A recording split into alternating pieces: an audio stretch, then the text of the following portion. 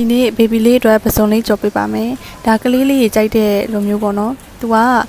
ဘတ်တာလေးနဲ့ထောပတ်လေးနဲ့နောက်ပြီးရင်ဘာမှမထည့်ဘူးစားရဲ့ငရုတ်ကောင်းရဲ့ဒါလေးပဲထည့်ပြီးတော့မှကြော်ပါတယ်ဒါလေးကြော်လို့ရှိရင်ပေါ့နော်ဘေဘီလေးကဂျူဝဲလေးကအရန်ကြိုက်တယ်သူကဒီပစုံဆိုရင်ရေချိုးပစုံကိုပိုကြိုက်တယ်ပေါ့နော်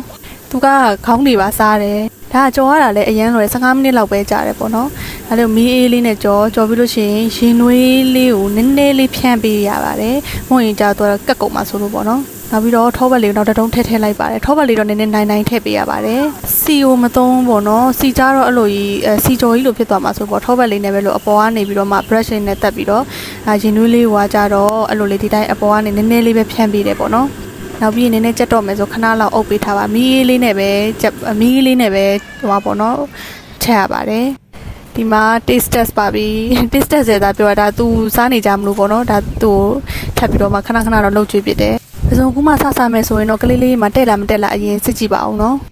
ကူကတော့နည်းနည်းရှက်နေလို့ပေါ့နော်ခဏနေကြမှအပီဆွဲပါလိမ့်မယ်ဒီတိုင်းကိုနည်းနည်းစားပြီးတော့မှထမင်းနဲ့ကျွေးတာပေါ့နော်ကူတော့အပီဆွဲပါပြီ